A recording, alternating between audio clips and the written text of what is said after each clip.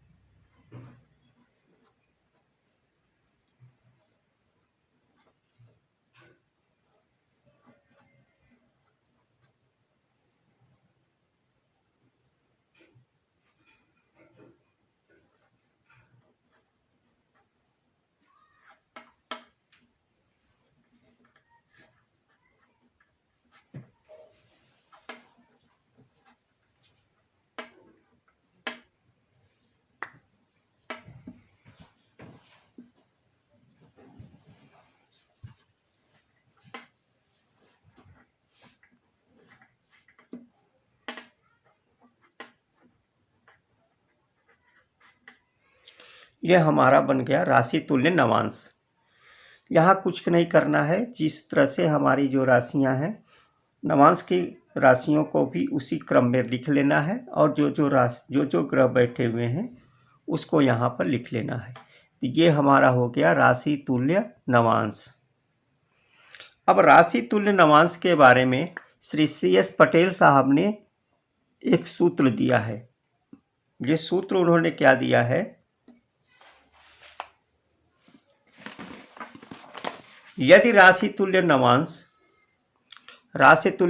के 4th house, 10th house, 11th house और लग्न में अधिक ग्रह होता है तो वह बहुत ही शुभ फल देता है।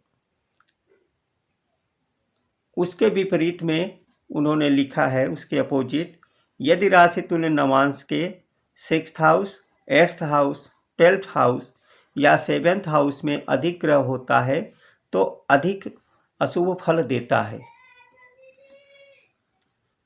ये सूत्र को प्रयोग करके किसी भी कुंडली को आसानी से केवल 30 सेकंड में हम पता लगा सकते हैं कि इनका लाइफ किस तरह से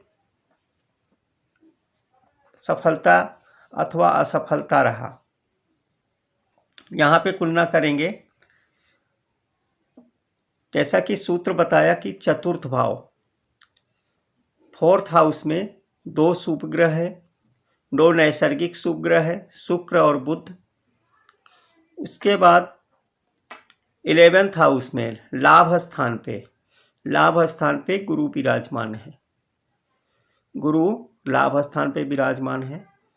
तो 4th हाउस में 2 ग्रह, 2 शुभ ग्रह, और 11th हाउस में 1 शुभ ग्रह, तीनों नैसर्गिक शुभ ग्रह शुभ स्थानों पे बैठने के कारण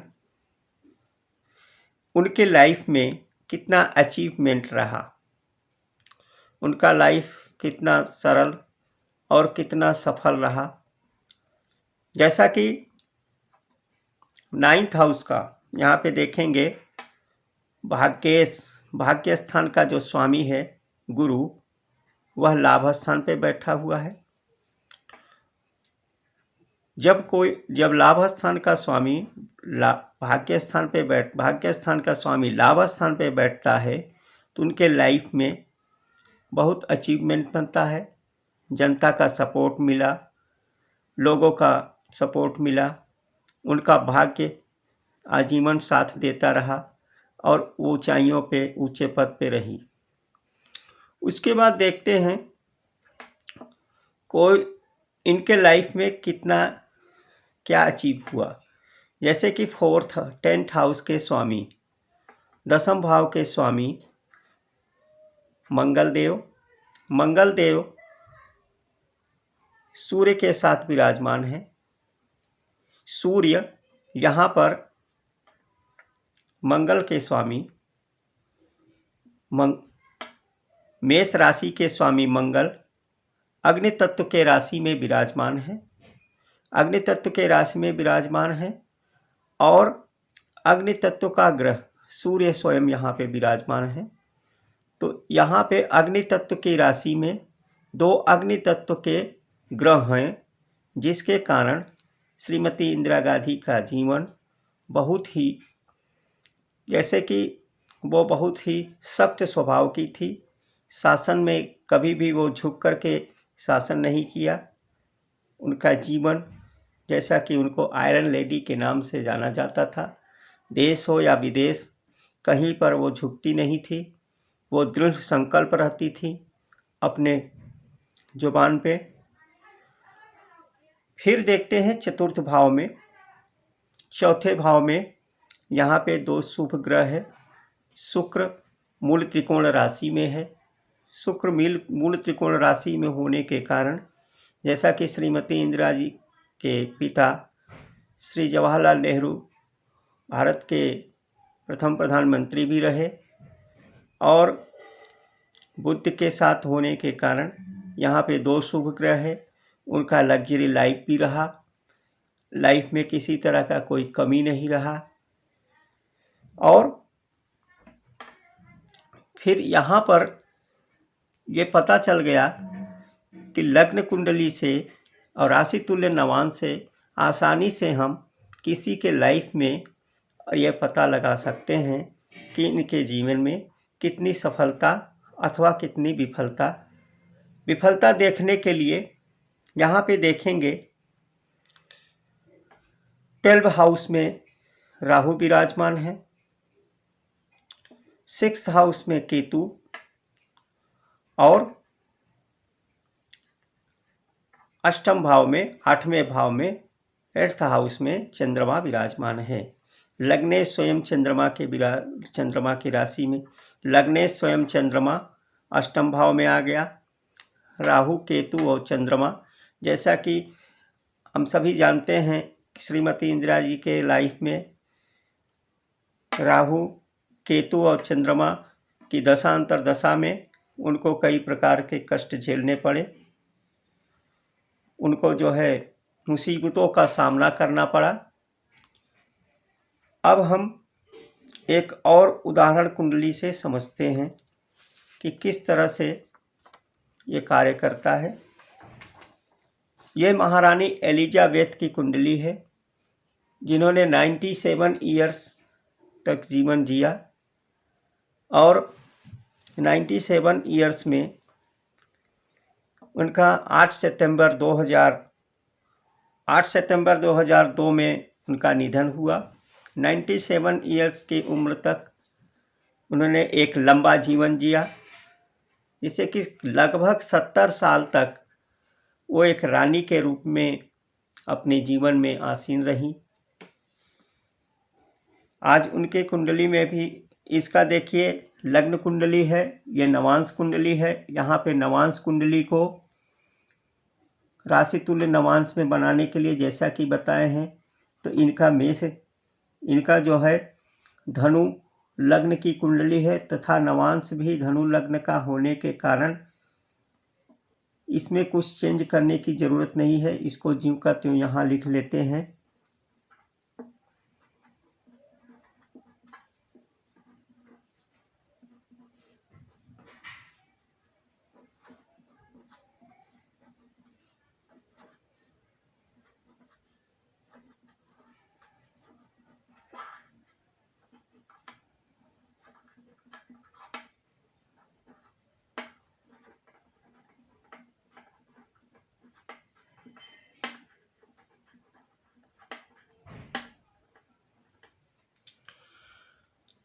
इसका तुलना करते हैं। पहले हम लग्न कुंडली को देखते हैं, यहाँ D1 को देखते हैं और यहाँ राशि तुल्य नवांश को देखते हैं। यहाँ D1 में देखेंगे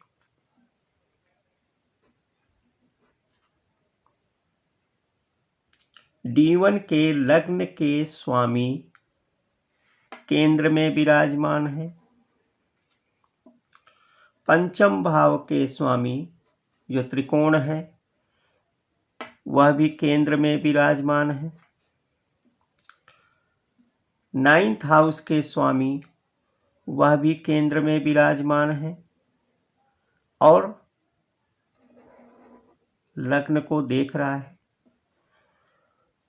सूर्य चंद्र का दृष्टि संबंध बन रहा है। शुक्र स्वयं पंचम भाव में बैठा है। जैसा कि सभी जानते हैं कि महारानी एलिजाबेथ 70 साल तक पूरी दुनिया पे शासन किया। कहा जाता था कि ईस्ट इंडिया का जो शासन था वो पूरे विश्व में था। उनका सूर्य उसके शासनकाल में कभी अस्त नहीं होता था।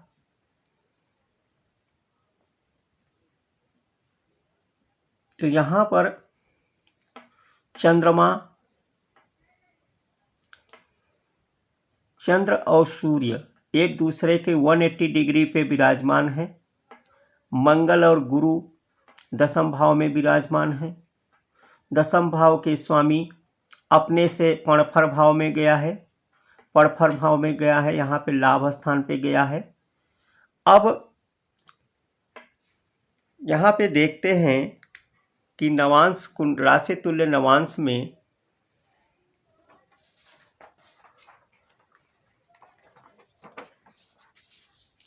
किस तरह से दशा अंतर्दशा कार्य करता है। जैसा कि श्रीमती इंदिरा गांधी का कुंडली पुनः लेते हैं और यहाँ पर हम देखते हैं कि श्रीमती इंदिरा गांधी जी का निधन 31 अक्टूबर 1984 में हुआ था, 1984 में हुआ था। उस समय शनि की महादशा चल रहा था, राहु की अंतर्दशा चल रहा था और बुध की प्रत्यंतर दशा चल रहा था। तो यहाँ पर देखेंगे राहु शनि की महादशा, शनि सप्तम भाव के स्वामी हैं, शनि मार्केश है, शनि यहाँ पे मार्केश है। राहु शनि से 1 2 3 4 5 6 छठे भाव में विराजमान है और जिस समय उनका निधन हुआ, अब यहाँ पर देखेंगे बुध मेष, बुध यहाँ पे मिथुन और कन्या 2 राशियों का स्वामी होता है। यहाँ पर राहु स्वयं मिथुन राशि में बैठा हुआ है जो द्वादश भाव के स्वामी है, जो द्वादश भाव के स्वामी मार्केश बन जाते हैं। यहाँ पे बुध मार्केश बन गया है। उसके जैसे ही शनि में राहु में बुध की अंतर्दशा थी। श्रीमती इंदिरा गांधी जी का मर्डर कर दिया गया। इस तरह से उनके जीवन में राशि तुल्य नवांश कुंडली का किस तरह से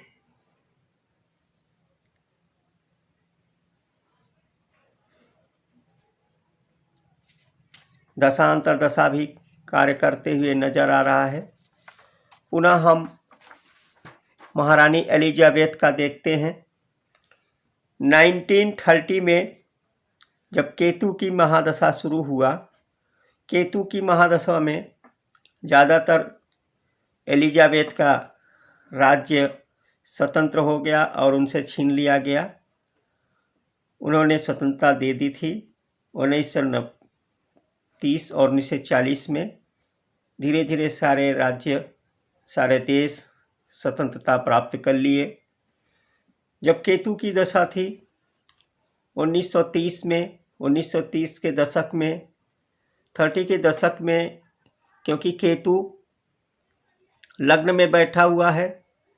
केतु वृश्चिक राशि का स्वामी माना जाता है। वृश्चिक राशि द्वादश भाव होता है, द्वादश भाव व्यय का भाव होता है। जैसे ही केतु की दशा लगी, उनका धीरे धीरे राज्य छीनता चला गया, क्योंकि व्यय के स्वामी स्वयं लग्न में बैठा हुआ है। वृश्चिक राशि के स्वामी केतु देव माने जाते हैं। केतु देव लग्न में बैठे हुए हैं, चंद्रमा को पीड़ित कर रहे हैं। जैसे ही केतु की दशा चली, चंद्रमा को पीड़ित हुआ, यहाँ पर द्वादशेश व्यय होने लगा। और पुनः जब शुक्र की दशा शुरू हुई 1940 के दशक में, 1940 के दशक में भी, जैसे कि उस समय 40 के दशक में भारत भी स्वतंत्र हुआ था, लेकिन ये देखिए दशमांश, दशम भाव के जो स्वामी हैं 10th लॉर्ड, दशम से अष्टम भाव की जब दशा शुरू हुआ, अष्टम भाव में कौन बैठा है? दशम से अष्टम भाव में शुक्र विराजमान है। जैसे ही शुक्र की महादशा शुरू हुआ, मतलब 1940 में शुक्र की महादशा में भी उनके दशम भाव से हम राज्य सुख देखते हैं।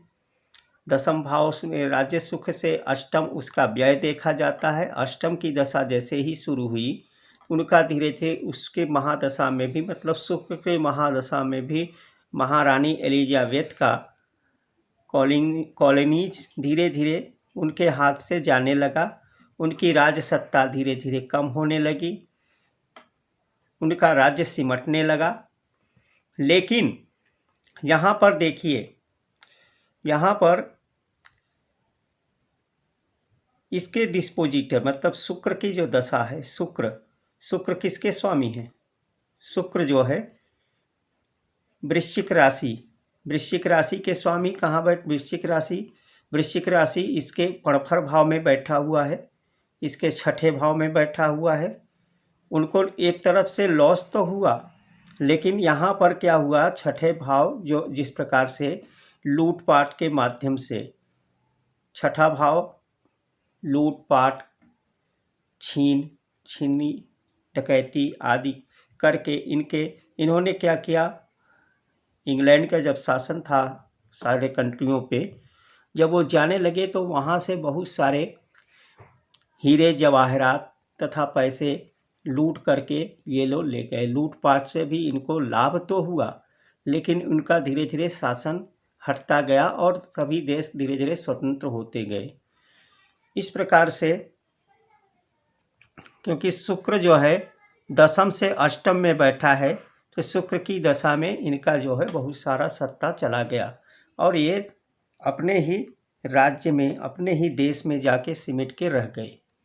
तो इस तरह से जो है आज हम राशि तुल्य नवांश पर किस तरह से सूत्र कार्य करता है और किस तरह से जो है ये उनकी दशा अंतर्दशा सटीक विश्लेषण के माध्यम से आप लोगों को समझ में आया होगा। आगे भी मैं इसी तरह से बहुत सारे टिप्स आप लोगों को देता रहूँगा। आप लोग किसी भी प्रकार का कोई सुझाव हो तो इनबॉक्स में आप सुझाव लिख सकते हैं। आपका दिया हुआ सुझाव मुझे प्रेरित करेगा तथा इन्हीं शब्दों के साथ मैं विदा लेता हूँ। नमस्कार, हरि ओम।